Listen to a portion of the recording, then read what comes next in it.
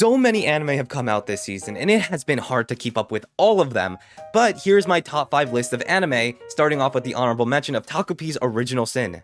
Short and sweet, it is not, but definitely worth the watch, but be reminded that this is not for the weak of heart. The second honorable mention is Fragrant Flowers Bloom with Dignity.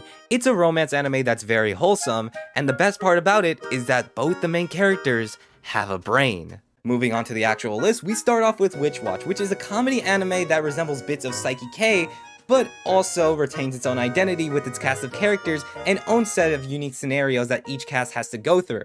It also has a bit of romance if you're into that, but overall, this anime is pretty well balanced and why I recommend it more than probably most of the other anime on this list. Next up, Dress Up Darling. Now, I first watched this anime when I was in my freshman year of high school, but I was worried that with many years that had passed, I wasn't going to enjoy season 2 of Dress Up Darling, but I'm so glad that my worries were quickly put to rest, as this show continues to show why it is so special. With the message of self-confidence, it is really hard to hate this anime, especially with how contagious Marine's positivity is. Next up is To Be Hero X, and to be honest with you, out of all the animes this season, To Be Hero X is probably the most unique.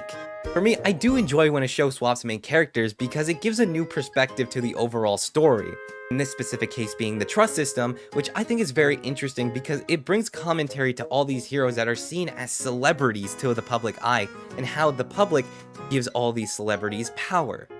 Also, if you're early enough, you can vote for your favorite character and possibly decide what happens in season 2.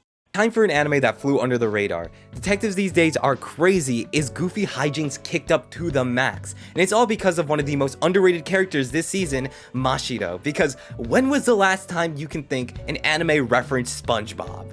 I will admit, towards the beginning of the show, there is a weird panty joke, but if you can make it past the first 10 minutes, I think you can enjoy this show. Lastly, Dandadan. It never fails to amaze me with how unique the character designs are for the monsters. Not only that, but every fight feels so rewarding with all the payoff that happens since all the characters eventually grow closer together, which honestly makes it a lot more enjoyable going through each week. And that's not even going into the romance aspect of Dandadan, which carries itself so well and is probably one of the best aspects of this entire anime, since you don't see a lot of shonen anime hitting romance the same way Dandadan does. But that's all for the summer anime this season. If you enjoyed this, please consider following for more anime rants, and if you disagree with me, I don't like you.